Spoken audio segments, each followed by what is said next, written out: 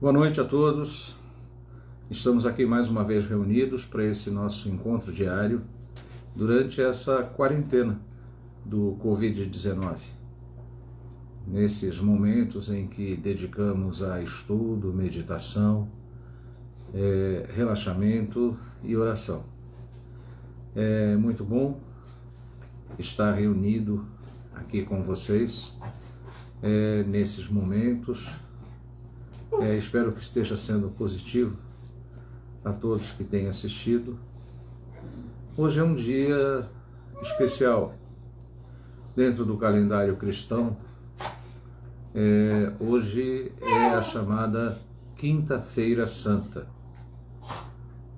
ou Quinta-feira da Paixão do Senhor, como muitos preferem chamar. E a Quinta-feira Santa é o dia justamente em que se celebra a ceia de Jesus e, consequentemente, então, o lava-pés, como elementos justamente, então, da paixão, e do processo que acabou conduzindo, então, à crucificação de Jesus. Jesus, então, celebra a ceia com os seus apóstolos. Nesse momento nós temos o anúncio da traição de Judas, traição, entre aspas, nós vimos nos nossos encontros passados que Judas tinha uma outra visão de Jesus. Ele se inseria dentro do contexto dos grupos dos zelotas, dos sicários, que eram revolucionários e que esperavam um Messias também revolucionário, que pelo poder das armas imporia o seu poder sobre o Império Romano e transformaria Israel, o reino de Israel, num grande império, que dominaria sobre todos os outros. Na verdade, ele acreditava que na medida em que ele entregasse Jesus ao templo, o templo colocaria Jesus num nível de destaque, que todo o povo daria apoio para Jesus. Então Jesus convocaria as pessoas para implantar este grande império, este grande reino, vamos dizer assim. Ele estava totalmente equivocado com relação às coisas que acreditava. Ele estava equivocado com relação a Jesus, inclusive. Aí muitas pessoas perguntam, mas, poxa, Jesus não podia ter impedido que isso acontecesse? Veja, meus amigos e minhas amigas, Jesus podia sim, de fato, ter impedido que tudo isso acontecesse. Mas, ao mesmo tempo, se ele tivesse impedido que isso acontecesse, ele ia mudar todo o curso da história.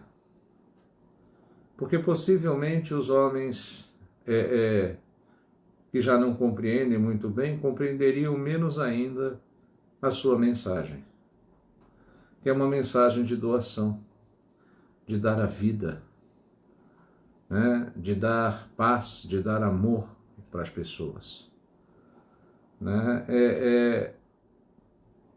Se ele tivesse impedido, e se fatalmente ele tivesse destruído o Sinédrio, vamos dizer, destruído o Império Romano, aquelas coisas assim bem de filme de ficção,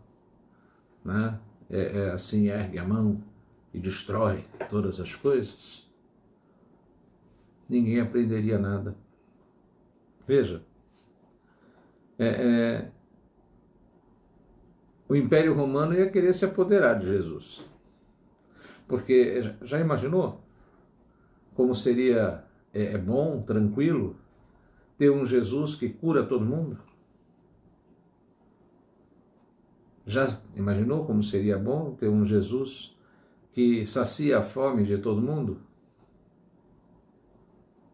Já imaginou como seria bom um Jesus assim que diz, faça-se, e as coisas acontecem. Mas aí ele não seria, né, o Cristo. Aí ele seria apenas o Jesus de Nazaré. Mais um Yeshua, né, Yeshua, dentro de todo aquele contexto. Aí ele seria mais um dentre tantos revolucionários que apareceram naquela Israel e cuja mensagem se perdeu. E sabem por quê? Porque esta mensagem não teria consistência nenhuma. Porque ela não estaria de fato, como esteve e está, enraizada na vida e nas necessidades do povo. Aí não seria mais o Jesus que veio para que todos tenham vida e a tenham em abundância. Porque assim ele seria o Jesus de um grupo específico, controlado pelo templo e pelo Império Romano. Assim, fatalmente, o processo, a situação não sofreria nenhuma alteração. Com certeza não teriam matado Jesus também. Com certeza não teriam matado Jesus também. Mas volto a dizer, ele não seria o Cristo. Cristo quer dizer o escolhido. Né? O Cristo identifica o Messias. O Cristo é o título, então, dado àquele, né, que veio com uma missão: fazer a vontade de Deus e que os homens compreendessem essa vontade de Deus. Isso dentro de uma ótica religiosa, de uma ótica cristã. Né?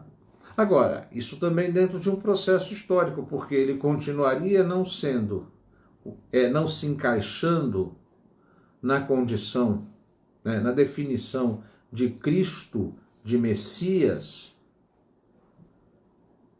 se na verdade ele fosse o defensor dos interesses de um único grupo social. Se ele estivesse a serviço de um poder terrestre dominante, de uma estrutura política de opressão, aí ele não seria o Cristo. Aí o discurso, né, que nós vamos encontrar lá no Evangelho de Mateus, né, no capítulo 5, também não faria sentido nenhum. Que discurso é esse que nós encontramos em Mateus, lá no capítulo 5? É talvez um dos textos mais conhecidos, né, ou citados dos evangelhos. Querem ver como todos vocês conhecem ele? Né? Ele começa assim, olha.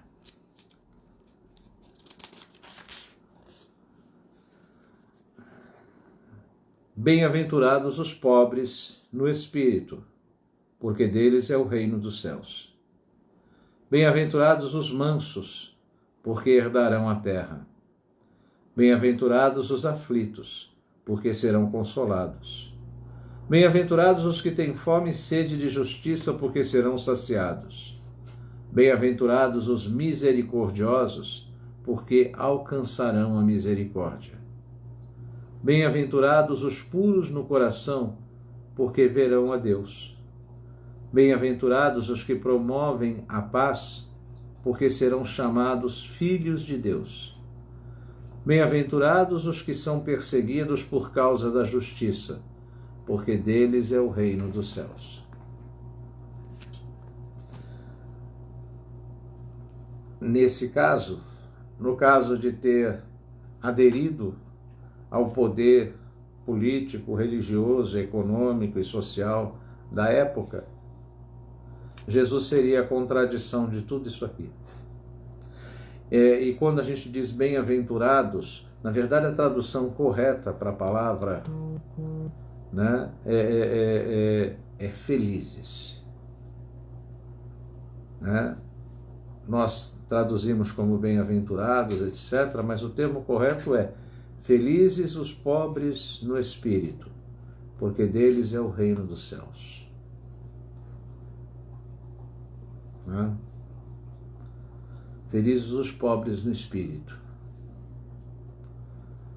Né? Eles sofrem porque hoje são manipulados. Eles sofrem porque os conduzem como gado. Mas um dia os olhos se abrirão. E um novo céu e uma nova terra serão vistos. Essa é a proposta. Né? E os olhos se abrem num novo céu e numa nova terra, aqui e agora. Não é simplesmente ficar esperando que isto aconteça. A proposta de Jesus vai mais longe. Né? Quando ele propõe, né, que os olhos se abram, né, é para que a cegueira, seja ela intelectual, social, política, econômica, religiosa, seja ela de que contexto for, ela desapareça e os olhos enxerguem, né, os mecanismos de opressão, de submissão e de marginalização que as estruturas de poder estabelecem na nossa sociedade sobre as pessoas de maneira geral. Né? As pessoas simples e humildes, e muitas vezes se conformam quando o Império Romano distribuía trigo, né? Ou quando se ofereciam grandes espetáculos, né? Ou quando se concedia o perdão para todos dos males realizados, né? Ou quando, né, se concediam migalhas em troca de apoio político.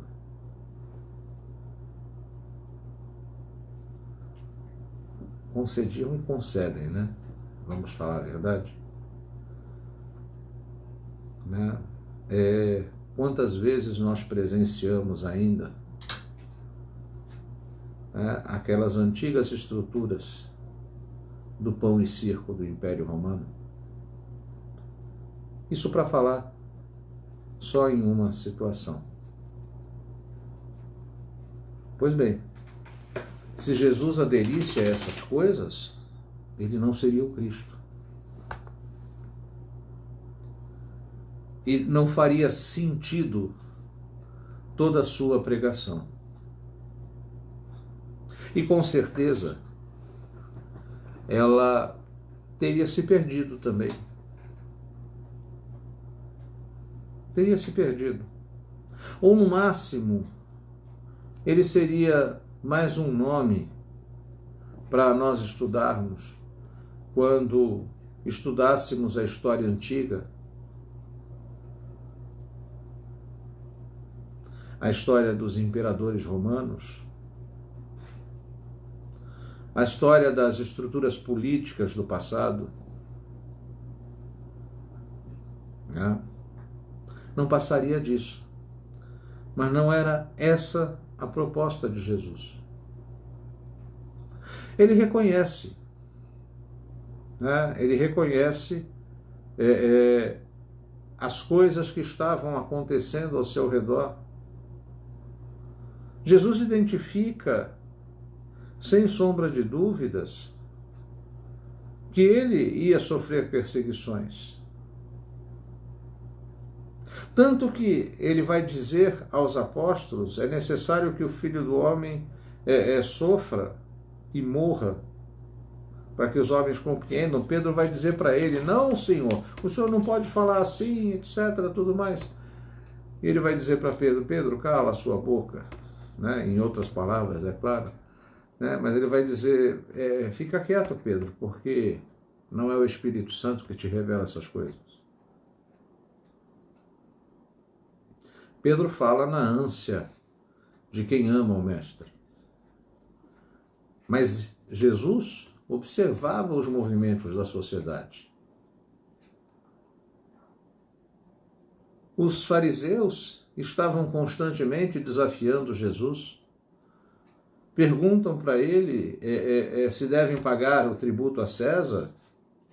Né? Dai a César o que é de César e a Deus o que é de Deus.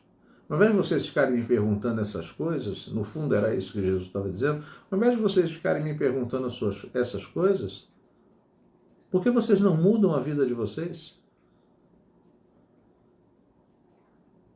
Vocês parecem sepulcros caiados, bonitos por fora e podres por dentro. Ele conta a parábola do fariseu, que fica lá na frente no templo, batendo no peito, eu sou perfeito, eu nunca fiz mal, etc., tudo mais, né? E o publicano que está lá atrás dizendo, eu sou pecador, eu cometi uma série de erros, né? Jesus conhece o mundo em que ele vive. Ele conhece muito bem a sociedade em que ele vive. Ele sabe, os representantes do Sinédrio foram procurá-lo. Nicodemos vai se encontrar com ele. E ele diz para Nicodemos que é necessário nascer de novo.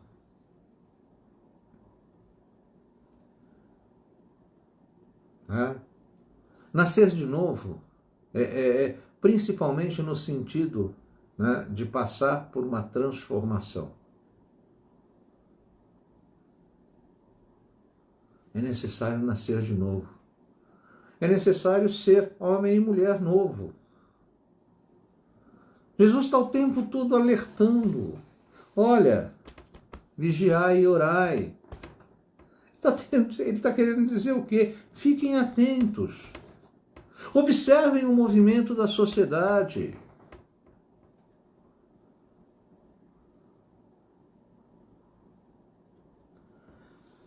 É dando todos esses sinais que Jesus sabe o que está acontecendo em torno dele. E ele sabe que ele não vai ter como impedir esse tipo de coisa, e até porque se ele o fizer, tudo vai por água abaixo.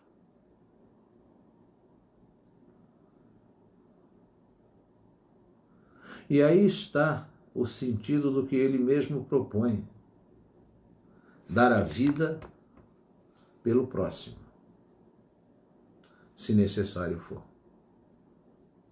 E assim, né, ele entrega a sua vida por amor. E ele faz isso tranquilamente? Não. De jeito nenhum. Ele sofre.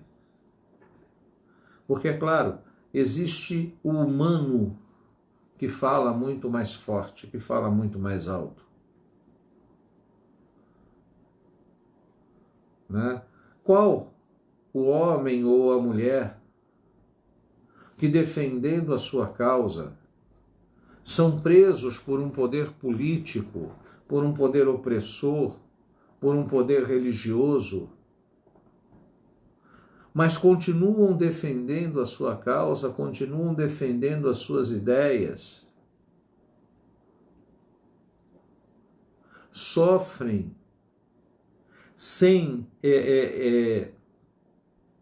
titubear naquilo que creem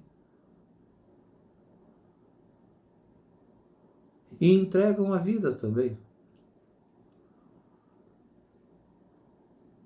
Quantas vezes nós já não vimos isso acontecer na história? líderes religiosos e não religiosos.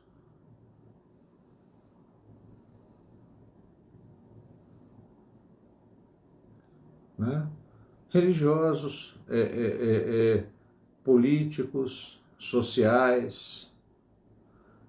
Né? Martin Luther King sabia o que acontecia ao seu redor. E sabia que ele corria risco. Mas ele segue em frente. Né? Ele entregou a sua vida. Ian Hus, antes dele, sabia de todos os riscos que corria, mas defendeu as suas ideias e terminou numa fogueira da Inquisição.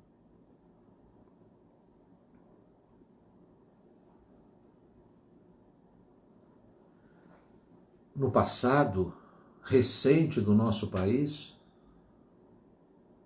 quantas pessoas, por defender os oprimidos, não acabaram nos porões da ditadura?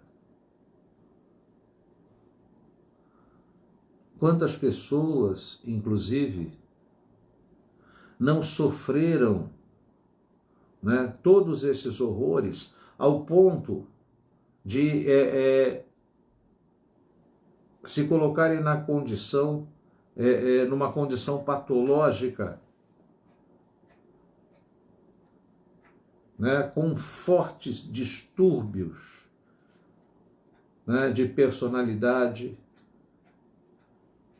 e psíquicos, como é o caso do Frei Tito, que foi torturado, né, e cujos fantasmas continuaram perseguindo-o, né, na sua mente, e ele acabou suicidando. Mas ele o fez por causa das coisas que ele acreditava. Né? E tantos outros. Tantos outros. Né? O próprio Frei Caneca, na nossa história, do período monárquico, ele defende as suas ideias, ele defende aquilo que ele considerava que seria melhor para o povo.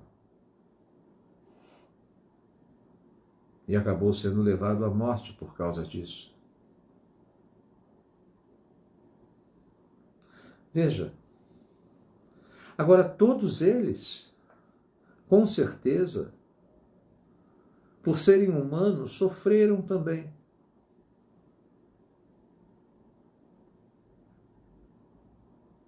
Acha que foi tão simples para Tiradentes? Claro que não.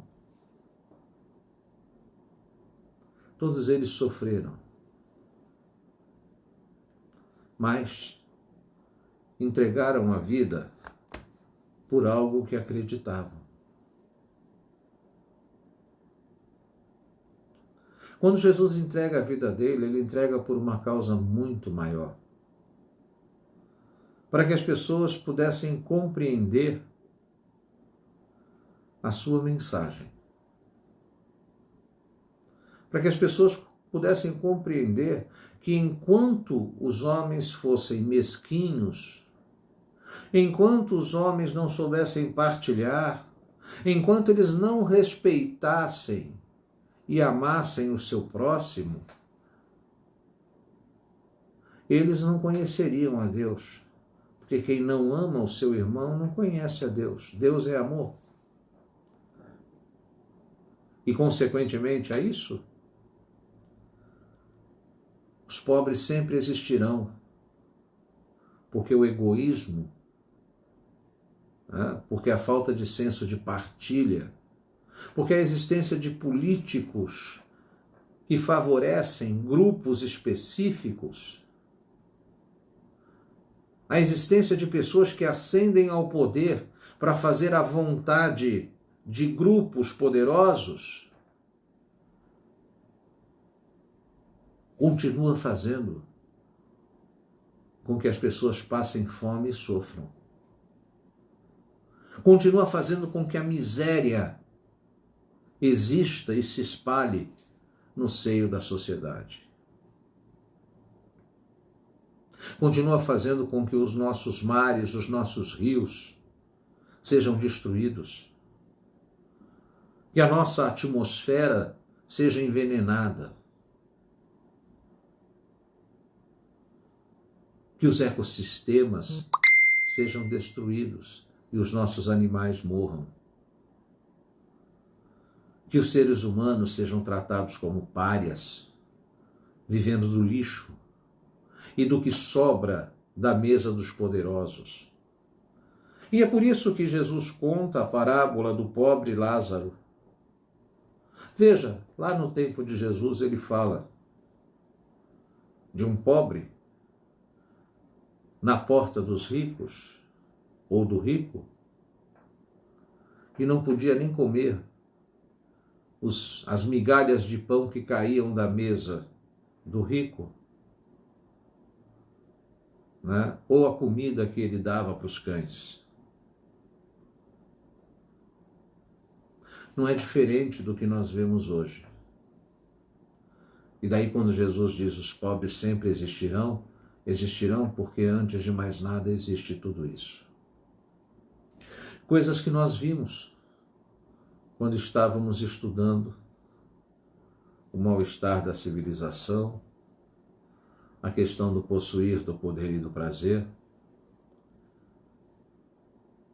Jesus entrega a sua vida para que as pessoas compreendam todas essas coisas,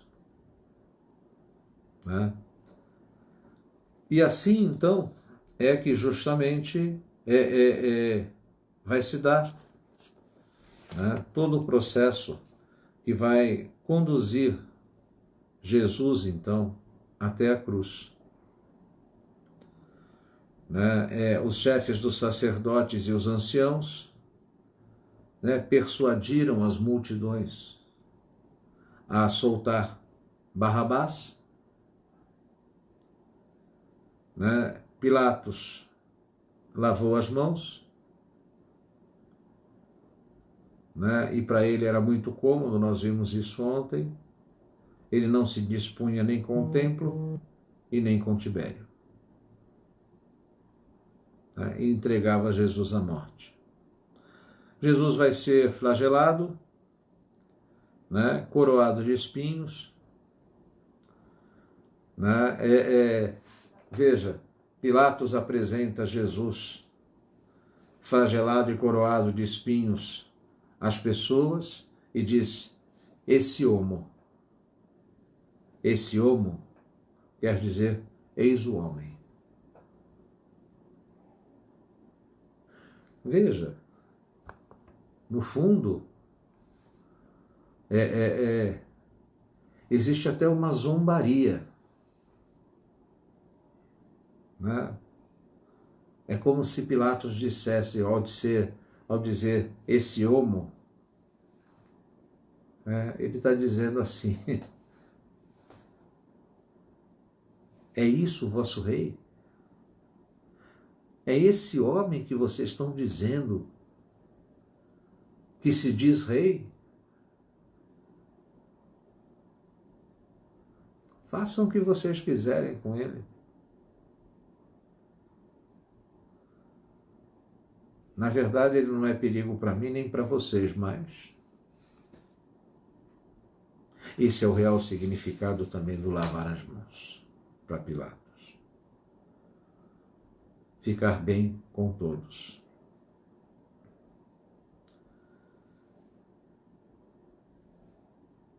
Aí então ele é vestido com as próprias vestes, né, e o levam então para crucificar.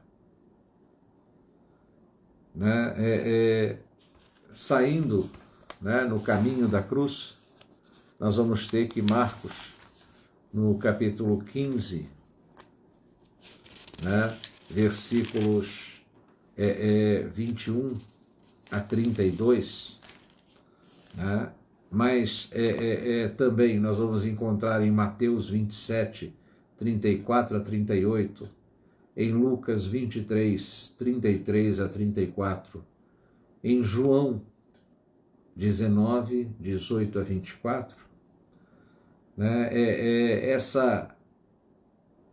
essa situação toda, né, é apresentada com uma dramaticidade específica, né, por cada um, né, dos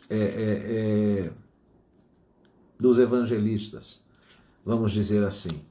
Né? Em Lucas, mais especificamente, nós vamos encontrar, então, eu já disse para vocês que eu sou suspeito, né, porque eu gosto muito do Evangelho de Lucas, né, nós vamos encontrar, né, o texto com todo o reflexo da humanidade, vamos dizer, de Jesus. Né? O caminho do Calvário aparece assim: enquanto o levavam, tomaram certo Simão de Cirene, que vinha do campo, e impuseram-lhe a cruz para levá-la atrás de Jesus. Grande multidão do povo o seguia, como também mulheres, que batiam no peito e se lamentavam por causa dele. Né? Lucas dá uma característica, como eu disse para vocês, né, muito especial. Segundo o Talmud, mulheres distintas de Jerusalém costumavam preparar as bebidas sedativas, tá, e levá-las para, né, os condenados. Né? Isso era uma prática comum. Lucas soma as duas coisas. Né? Lembre-se, né? Essas mulheres preparavam, então, os elementos sedativos que seriam dados, então, né, para o crucificado, né, para que as dores fossem menores. Inclusive, num dado momento, Jesus vai dizer: tenho sede. Alguém, né, molha uma esponja e dá-lhe de beber vinagre, né, que na verdade vinagre é um vinho de péssima qualidade. É isso que era chamado de vinagre naquele momento. Né? Mas ao mesmo tempo ele associa isso às mulheres que seguiam Jesus. Ele vai mais longe, né? Porque mais à frente vai ficar claro. Né? Aos pés da cruz estavam as mulheres que seguiam Jesus, né? A mãe de Jesus está entre essas mulheres e o discípulo. Né? São essas pessoas, porque todos os outros fugiram. Né? Aqueles que foram beneficiados por Jesus são esses que também estão acompanhando. Soma-se a eles, né, aqueles, né, que estavam lá no pórtico de Pilatos. Aqueles que gritaram: crucifica-o, esses saíram na frente. Por onde Jesus passava, somavam-se outras pessoas.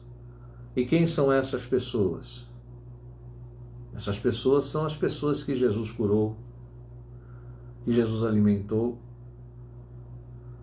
Né? E entre essas pessoas estão as mulheres que seguiam Jesus. Né? São essas mulheres que choram. Né? E é interessante que Lucas dá destaque, né, a elas nesse cenário. Como também mulheres que batiam no peito e se lamentavam por causa dele.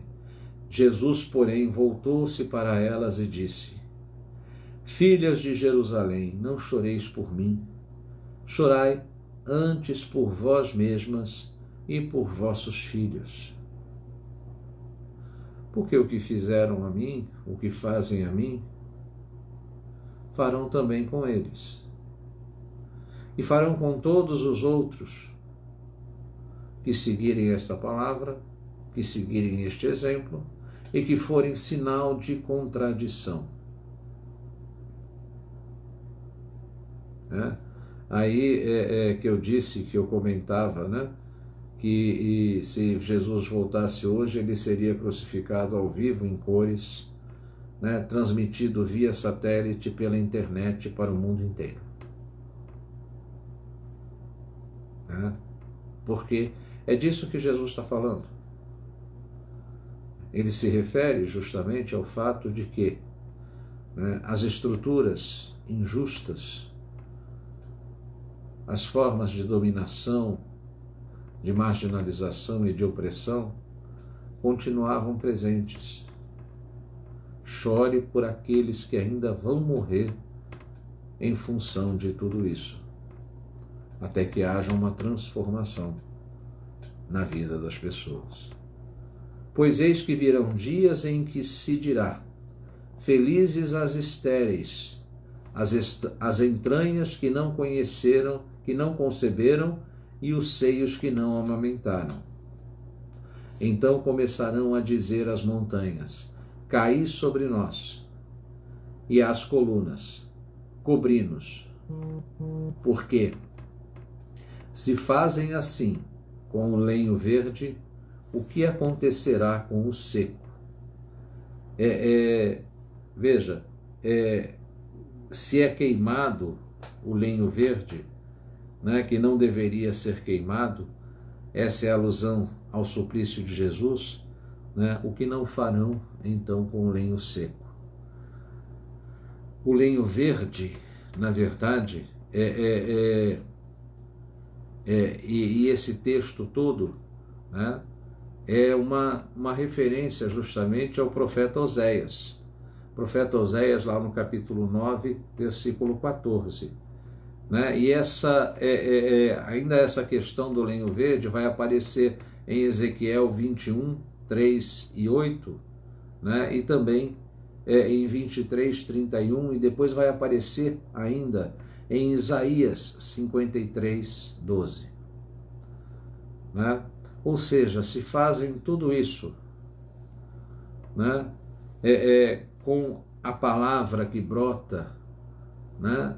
Com a planta que brota, se querem cortá-la, né? Antes que ela cresça e frutifique, você não imagina o que farão quando ela resistir, crescer, florescer e frutificar.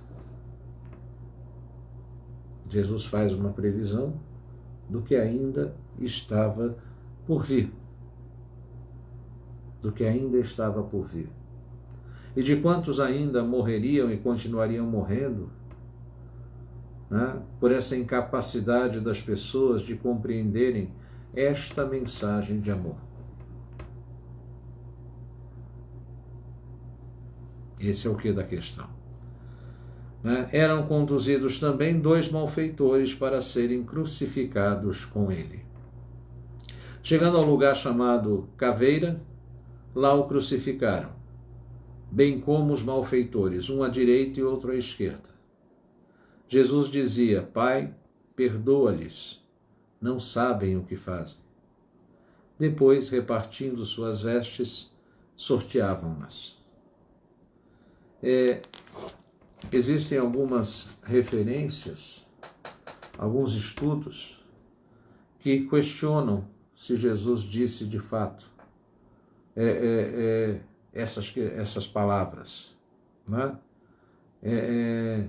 Porque elas vão reaparecer depois no sacrifício de Estevão. Né? Quando Estevão for apedrejado, antes ele vai pedir, né, que não lhe seja imputado esse crime, né, que eles sejam perdoados e assim por diante. Existem alguns estudos, Raymond Brown, por sua vez, é um dos que defende isso, de que esse trecho, na verdade, né, é retirado justamente do sacrifício de Estevão. Né? Já outros defendem que é justamente o inverso. Né? Lucas, por sua vez, né, reproduziu no sacrifício de Estevão, né, essas palavras de Jesus. né? De onde teriam vindo essas palavras? Quem teria ouvido Jesus falar isso? Bom, tomando-se por base, né, a fonte Q, né, as informações que só Lucas tem e que outros evangelistas não têm ou não reproduzem, e o fato de que nos tempos patrísticos se acreditava e ainda se defende de que essa fonte foi Maria, acredita-se então, né, que ele tenha ouvido da boca dela e tenha reproduzido no texto do Evangelho. Mas eu quero dizer para vocês que fica sempre essa dúvida entre os estudiosos.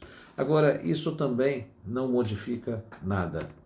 Não modifica nada porque, quer queira, quer não, né, isso está diretamente relacionado à própria proposta de Jesus.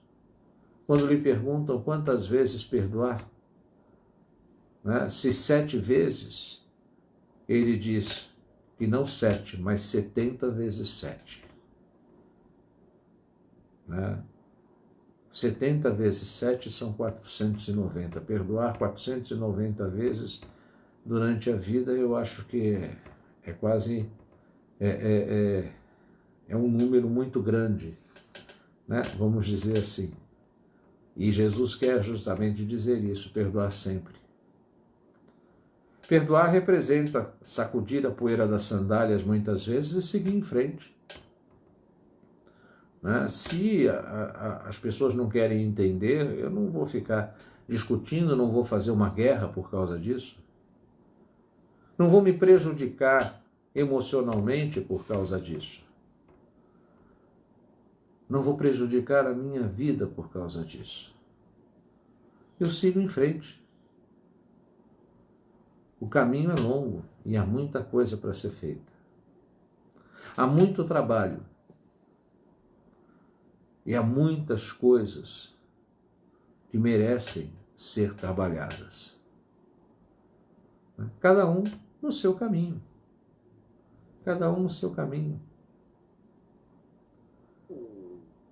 Jesus propunha que nós vivêssemos a sua palavra, o seu amor, a sua boa nova, a sua proposta de uma vida nova nos nossos ambientes. Nos nossos ambientes. Ele ensinou na praça pública, no monte, à beira do lago de Genezaré, na casa das pessoas. Ele estava com as pessoas em todos os lugares.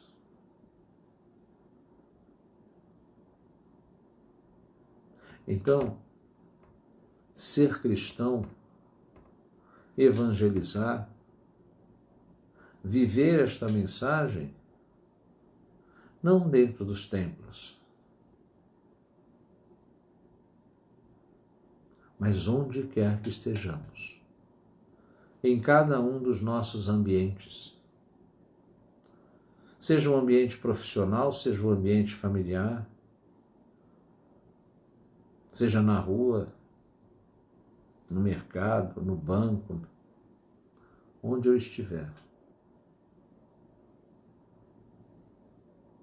Porque ser cristão, né, ou melhor dizendo, viver o Evangelho de Jesus, viver a sua proposta de vida,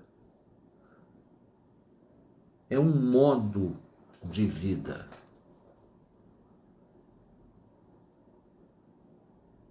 Não é uma teoria.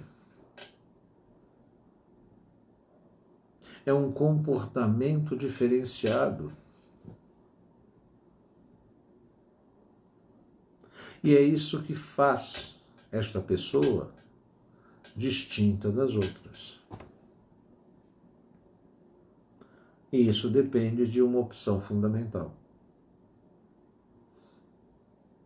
que entra em choque com as outras estruturas, com as outras propostas, né?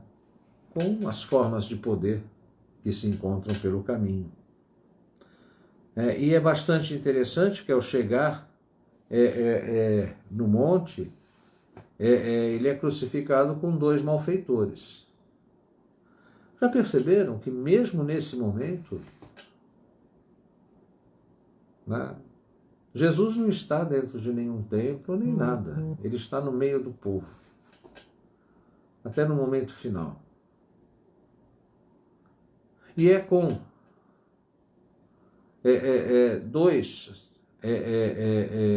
vamos dizer, 2 excluídos, né? 2 marginais, que ele é crucificado.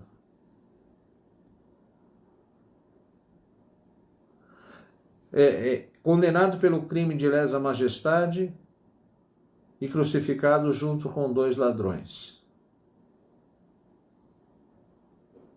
Né? No meio daquilo que se chamaria, então, a escória da sociedade. Mas mesmo lá, né, ele compreende as limitações de cada um. Ele não blasfema contra aquele que diz para ele: se você é o Filho de Deus, salva-te a ti mesmo e também a nós.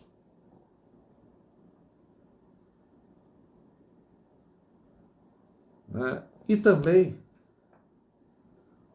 não diz nada além daquilo que poderia ser consolador para o outro. Ainda hoje estarás comigo no paraíso.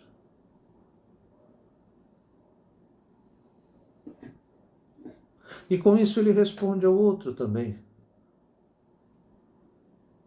acalma teu coração. Tudo tem seu tempo e sua hora. Agora é o tempo de sofrer.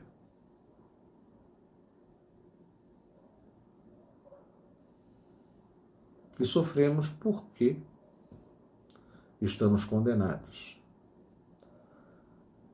Condenados por essa estrutura de poder que fez de vocês ladrões e fez de mim um criminoso, um insurreto. Não é? E a partir daí, né, é que se conduz também toda a outra zombaria. O povo permanecia lá olhando, os chefes zombavam e diziam, né, a outro salvou, salva-te a ti mesmo. Se é o Cristo de Deus, o eleito, né, salva-te. Os soldados caçoavam, aproximavam-se dele, traziam-lhe vinagre para beber. Vinagre, como eu disse, vinho. Se és o rei dos judeus, salva-te a ti mesmo. E a inscrição, né? Que dizia, né? Este é o rei dos judeus. Né? Então, e é nesse contexto que vai se dar a morte de Jesus, então.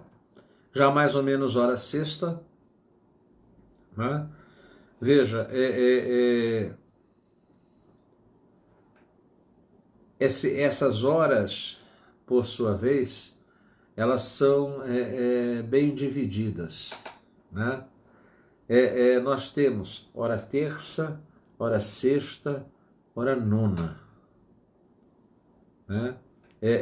Jesus, na verdade, começa, né, a ser crucificado por volta da meio-dia. Né?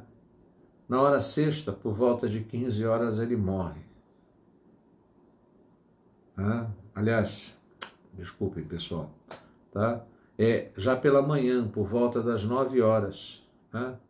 A hora sexta, Jesus morre. Né? Depois nós temos a hora nona, né? Que seria então por volta das 15 horas. Ok? Essa divisão era uma divisão comum, então, aos judeus, né, e que permanece, né, ainda hoje, na liturgia, ainda se adota isso. Tá? Era mais ou menos a hora sexta, houve trevas sobre a terra inteira, né, até a hora nona. Né? Tendo desaparecido o sol, né, o véu do santuário rasgou-se ao meio, e Jesus então deu um forte grito: Pai, em tuas mãos entrego o meu espírito. Né? Dizendo isso, expirou. Né? Veja, é bastante importante isso, né? Então, de manhã cedo, né, começa todo o processo, né? Lá na hora terça, né? Vai caminhar pela cidade, é julgado, vai caminhar pela cidade, etc., tudo mais, né? A meio-dia começa a crucificação, né? Vai durar até a hora nona. Né? Então, hora terça, às 9 da manhã, hora sexta, meio-dia, hora nona, às 15 horas. Né? Por isso, ainda hoje, né, na Igreja Católica, e eu mesmo em outras igrejas, em outras denominações religiosas, se tem o hábito, então, de se fazer a celebração da Santa Cruz, né, a adoração da Santa Cruz, às 15 horas da sexta-feira da Semana Santa. Né? E nesse dia, na Igreja Católica, no mundo inteiro, não se celebram missas. A missa é celebrada, né, na quinta-feira, que é a missa justamente da Santa Ceia. Né? Normalmente na quarta-feira à noite ou na quinta-feira de manhã se faz a bênção dos santos óleos, a renovação dos compromissos sacerdotais. Né? Na quinta-feira à noite nós temos a missa do lava-pés e a celebração da ceia. Nesse momento, então, né, nós temos que o Santíssimo, as hóstias consagradas, elas são transladadas para um outro lugar, né, e começa então, depois da missa, a adoração, né, ao Santíssimo Sacramento, que vai durar até o outro dia, né, por volta de meio-dia. Daí então nós temos que o espaço onde estava acontecendo a adoração é desmontado, a comunhão é toda consumida, né? Na sexta-feira não existe celebração da Eucaristia, somente a distribuição da comunhão. Aí então se consome toda a comunhão, desculpem, né? Eu antecipei. Aí se consome tudo, né? O sacrário fica vazio, ok? E nós temos então que somente no sábado vai ser celebrada a Eucaristia, que vai ser justamente a celebração da luz,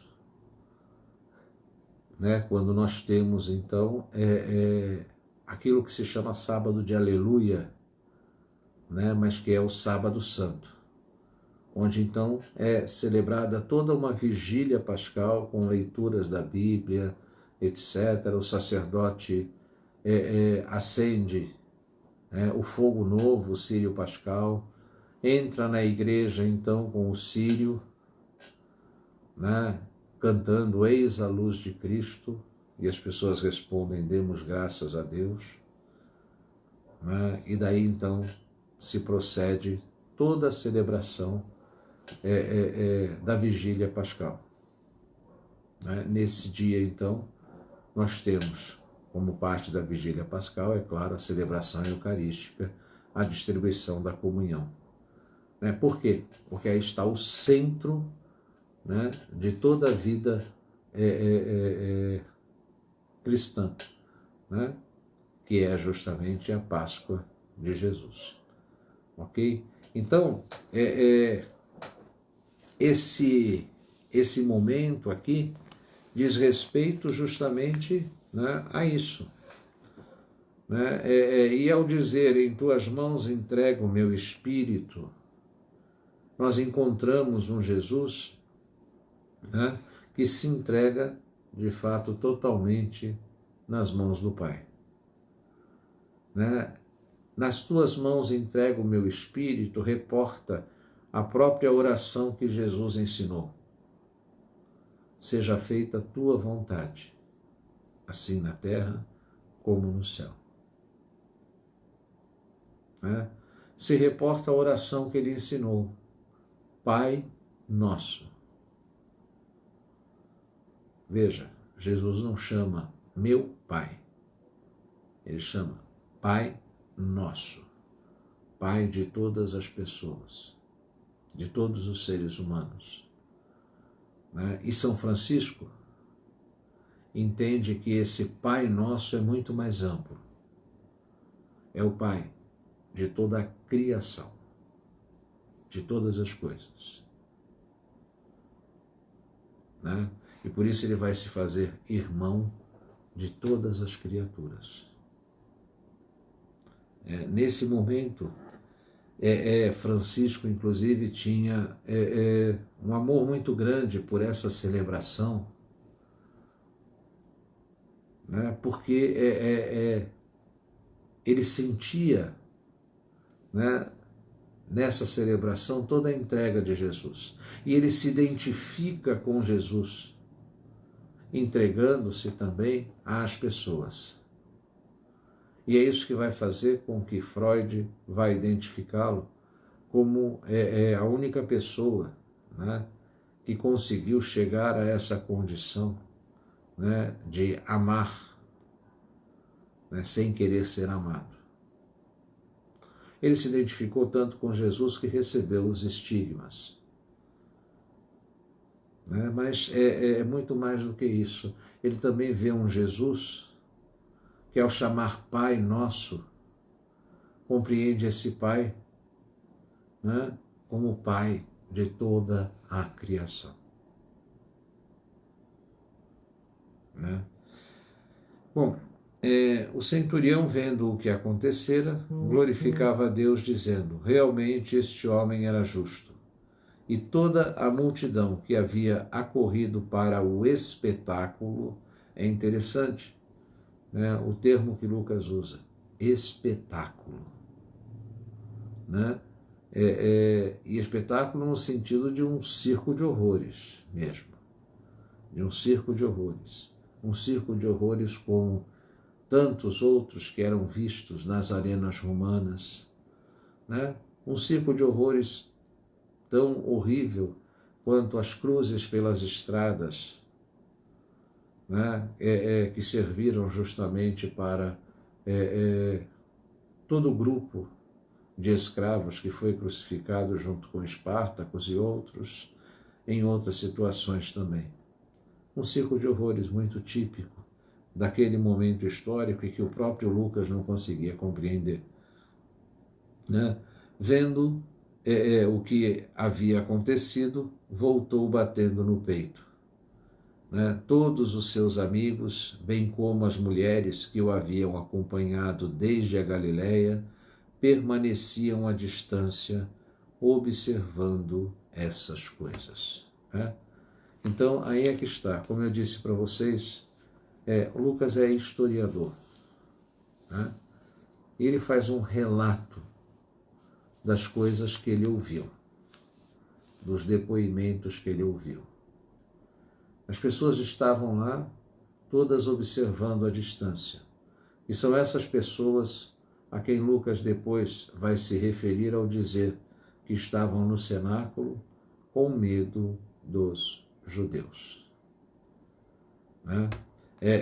Em João, né, ou no discípulo amado, nós vamos ter uma atenção especial, né, onde Jesus vai dizer, né, para o discípulo amado, filho, eis aí a tua mãe, mãe, eis aí o teu filho. Né? E o discípulo amado a toma e leva para sua casa. Ok? É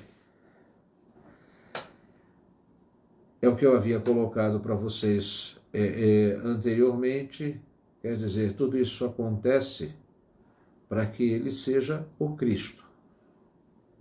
Porque se ele tivesse se comprometido com qualquer outra estrutura, ele não seria o Cristo.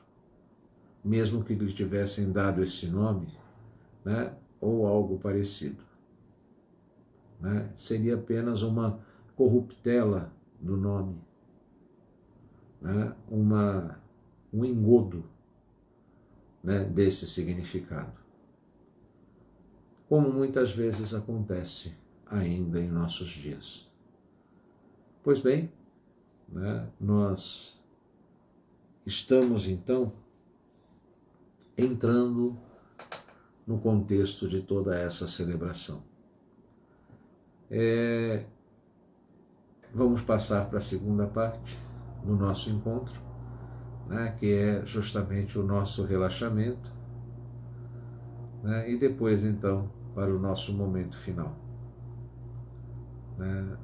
Vamos lá então, vamos ficar numa posição confortável. Se estiver calçado, quiser tirar o sapato, o tênis, o chinelo, a sandália, pode fazê-lo. Se quiser ficar sentado, pode ficar, deitado também, mas desde que esteja numa posição confortável. Vamos fechar os nossos olhos e vamos iniciar o nosso exercício de respiração. Lembrando sempre que nós vamos inspirar pelo nariz, prender e soltar pela boca. Eu inspiro e encho a barriga e depois eu solto. Vamos lá? Inspira.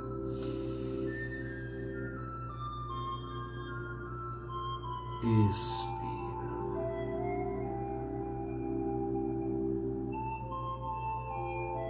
Inspira.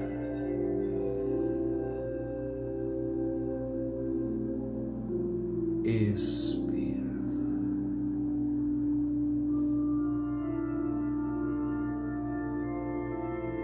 Inspira.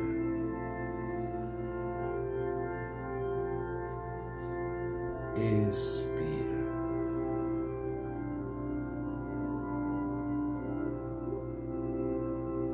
Inspira. Expira. Inspira.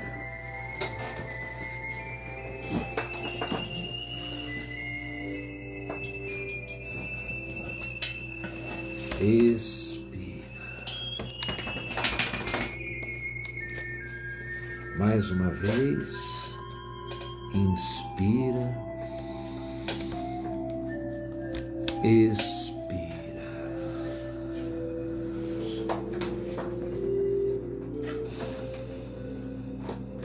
Inspira, expira.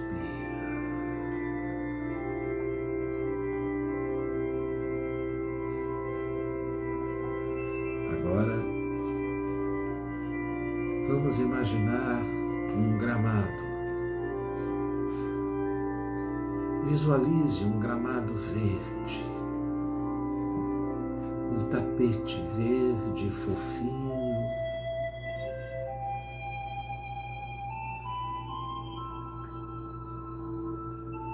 um vasto gramado.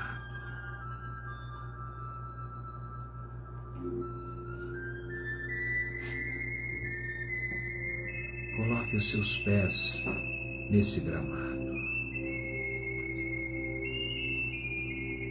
Sinta os seus pés afundando.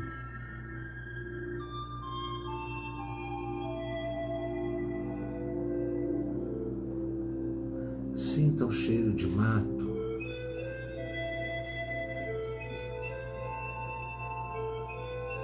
cheiro de alfazema, o cheiro de alecrim, o cheiro de flores,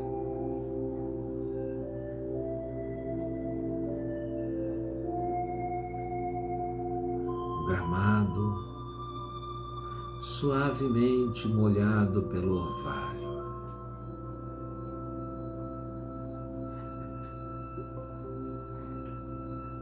Deite-se no gramado.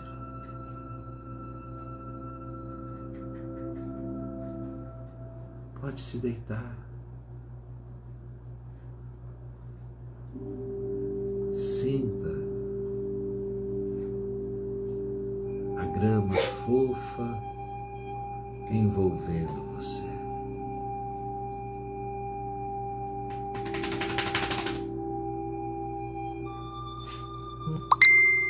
Sinta-se acolhido pela Mãe Natureza.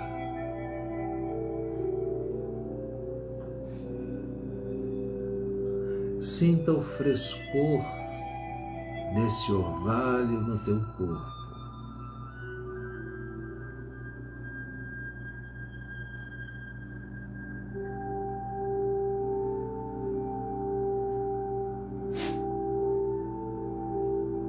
Agora, o seu corpo vai começar a derreter, como se uma lama escorresse dele.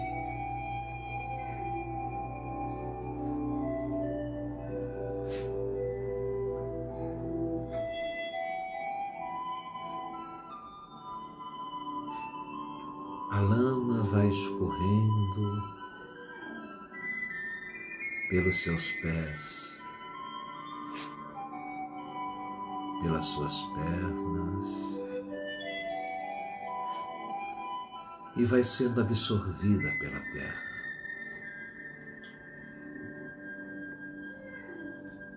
Também os seus quadris,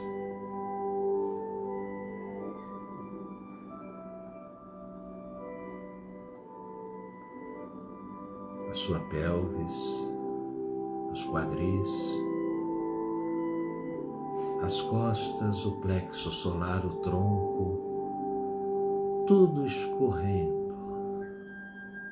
derretendo. A lama escorre e é absorvida pela terra.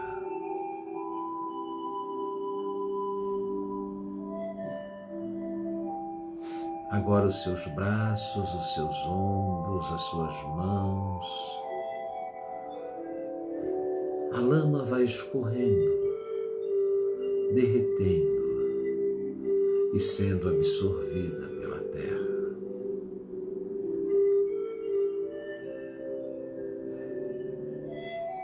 Agora o pescoço e a cabeça.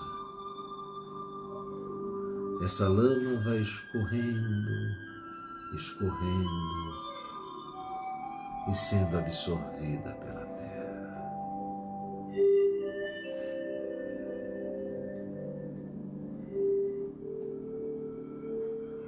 Essa lama são os seus medos, as suas angústias, as suas tristezas. Essa lama representa a tua falta de coragem. Essa lama são energias negativas, são toxinas, coisas ruins que estão saindo de você e sendo absorvidas.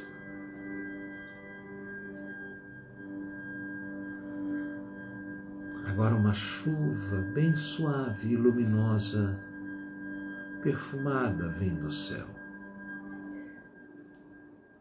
e cai suavemente sobre o teu corpo.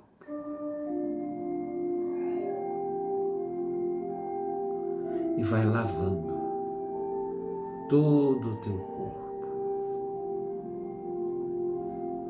Lava suavemente, fazendo surgir um ser translúcido, puro.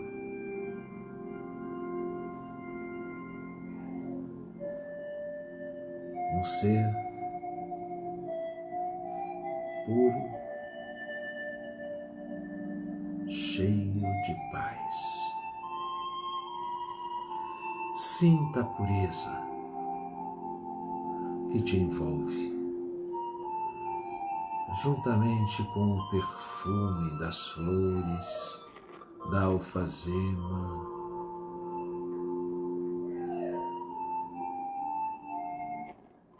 do alecrim, o cheiro de mato.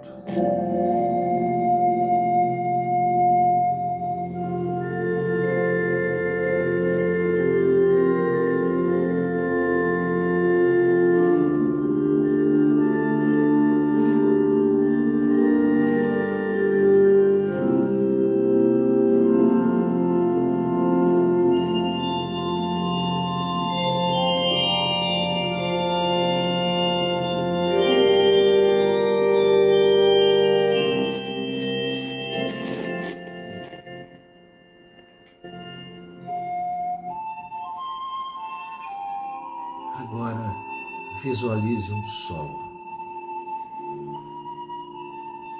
sol que vem do alto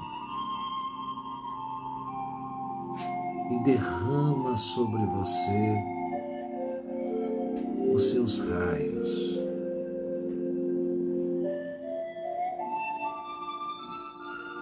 Essa luz suave penetra todo o teu corpo, ilumina o teu cérebro, o córtex, cada uma das partes, as amígdalas,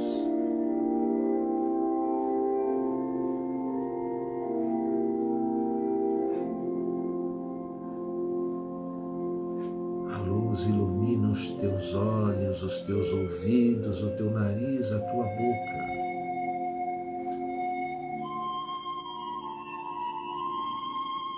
Um suave calor vai inundando você junto com a luz. E ela desce, passando pelo bulbo, e percorre toda a sua coluna vertebral, todo o teu sistema nervoso.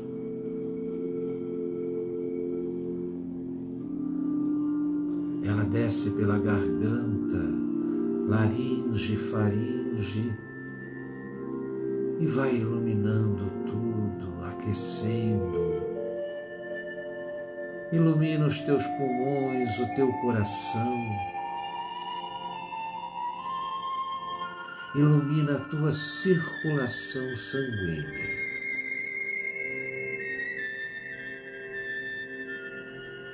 Vai descendo pelo esôfago, estômago, rins, intestinos, todo o teu aparelho reprodutor, toda a região sexual, as nádegas, as pernas e os pés.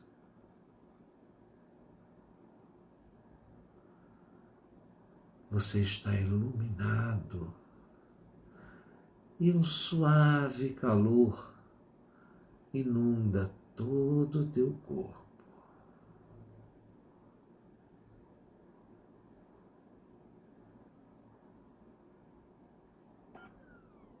Você está preenchido com amor, paz, energias positivas, saúde, luz, vida em plenitude.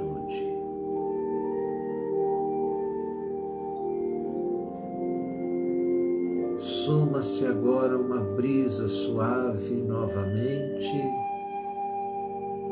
que faz o teu corpo flutuar. Deixe-se flutuar. Sinta-se leve, mas pleno de luz. Você é filho, você é filha do universo. Você é irmão, você é irmã das estrelas, das árvores, dos animais, de todos os seres. Você merece o amor, a paz, a saúde, a alegria, inteligência, sabedoria, conhecimento. Você merece a vida em plenitude. Sinta-se,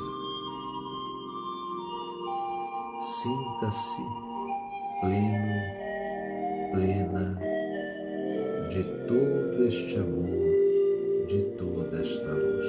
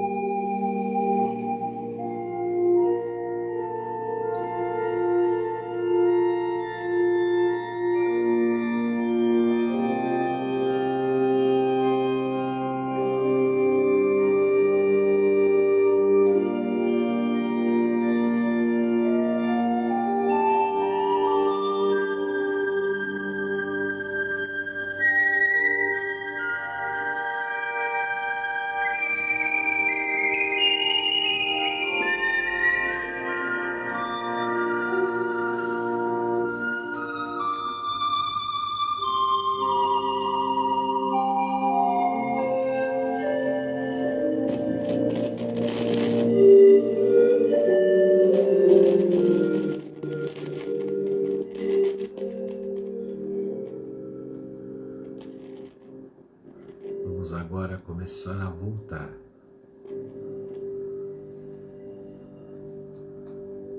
Você suavemente vai pousando sobre a grama,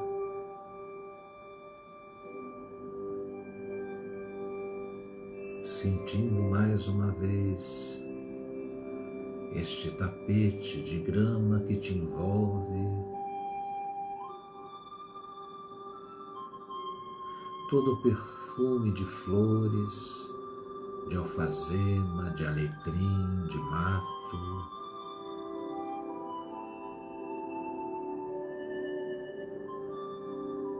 Você se levanta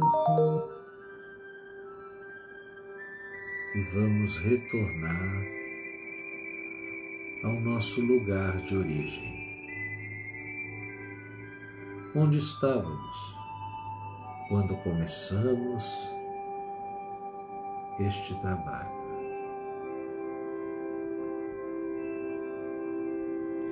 Volte tranquilamente.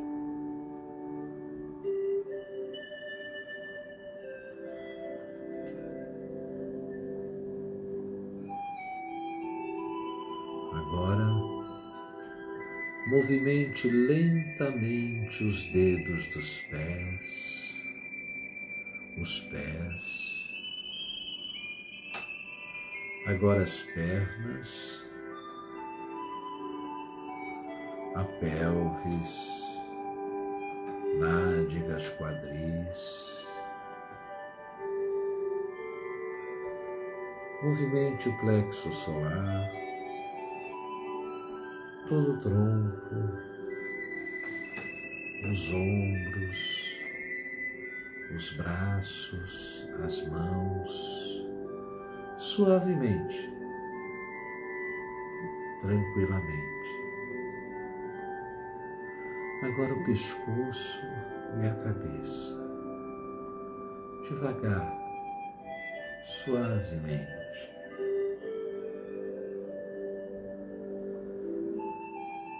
Agora vamos devagarinho abrindo os olhos e reconhecendo o lugar onde estamos.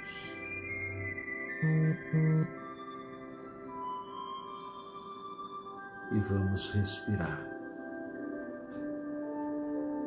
de novo. Inspira. Expira. Inspira.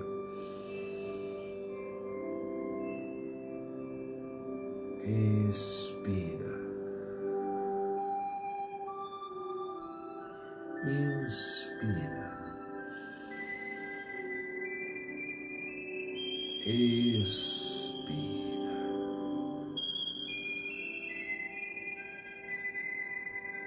E aí, todos bem? Espero que sim. Espero que estejamos todos bem, tranquilos, relaxados, felizes. E já que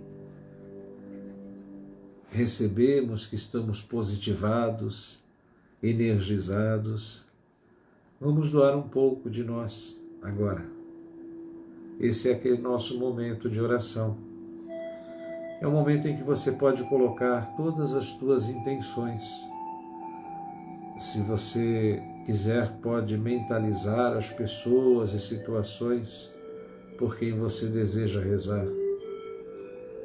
Pode também falar em voz alta o nome dessas pessoas ou situações, ou pode escrever, se você quiser.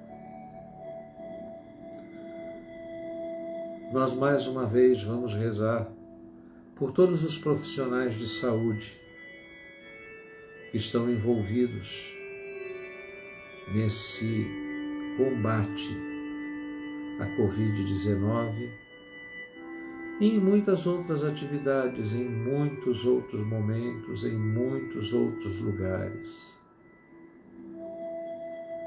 Também pelos cientistas que estão em busca de um medicamento, de uma vacina para essa pandemia, para esse Covid-19. Vamos rezar também pelos cientistas da área de humanas que estão querendo compreender e auxiliar as pessoas a compreenderem esse novo momento. Vamos rezar por cada um de nós. Bete Turíbio, William Orcida, Fernando Bige, Ângela Roncada, Fernanda Almeida, Daniel Camurça, Rosângela Angelozzi, Larissa Marino, Cleus Angelozzi, Gabriel Fortunato, Vanessa Neves, Estela Mares, Cristina Costa, Wanda Patrocínio, Diego Carneiro, Daniel Camurça, Ângela Estorino, Magá Gabrig, Mireille Panetti, Jane Aragão e todos que estão participando, mas não se registraram, Cristina Costa também, Rogéria, Mateus, né? E por todas as intenções que vocês estão colocando. Né? Nesse momento, então, podíamos mentalizar todas essas pessoas, né? Essas situações.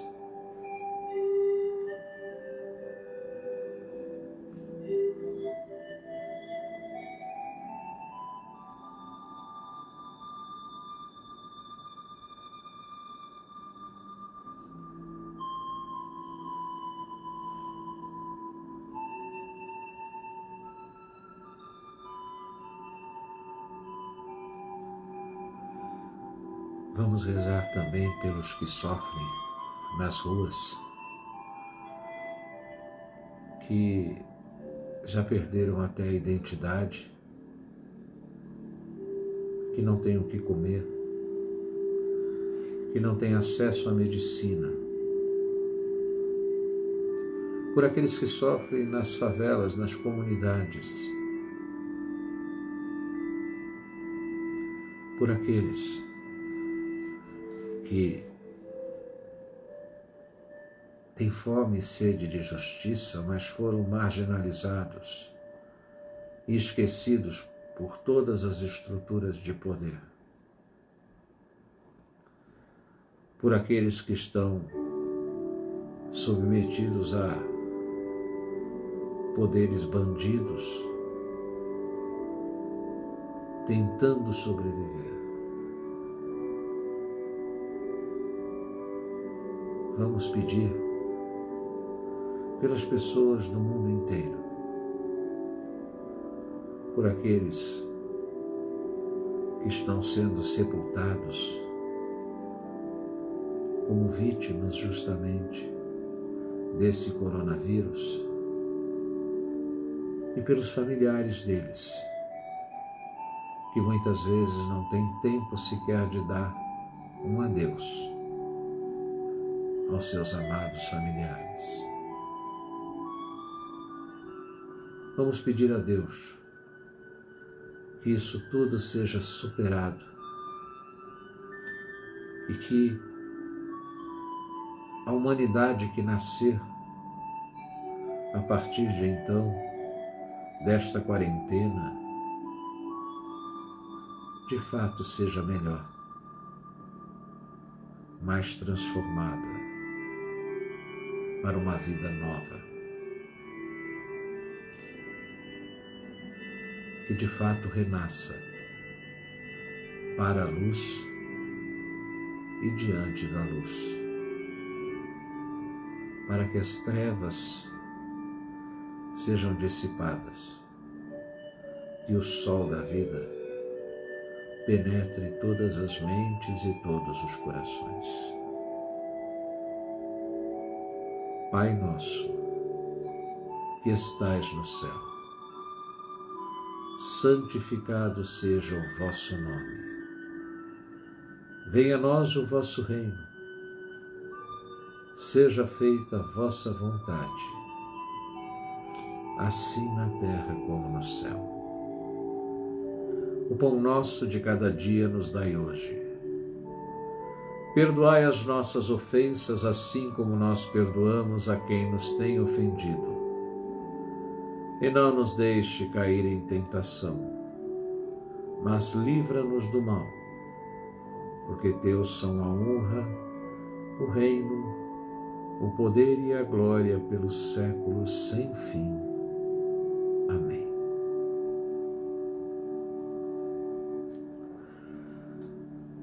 E assim, meus amigos, minhas amigas, estamos terminando mais esse nosso encontro. É muito gratificante poder estar aqui com vocês.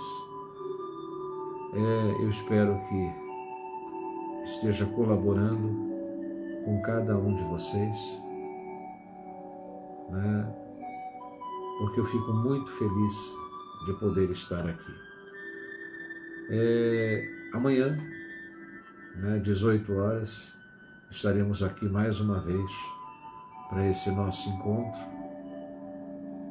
Amanhã é o dia, justamente, a sexta-feira santa, sexta-feira da paixão do Senhor, né? E é sempre um bom momento para que nós possamos também refletir, relaxar e rezar juntos. Vamos aproveitar então esse momento. Daqui a pouco vai estar disponível no Facebook e depois também no YouTube, no meu canal Gilberto Aparecido Angelosi, Momentos da História, ou então no Twitter, @Prof. Gilberto, @profangelose. Né? E é isso, pessoal. Obrigado pela presença de todos vocês. Tenham uma boa noite, né? Uma noite iluminada, cheia de amor, cheia de paz, de saúde e de alegria. Tá bom? Abraço grande para vocês. Tchau, tchau.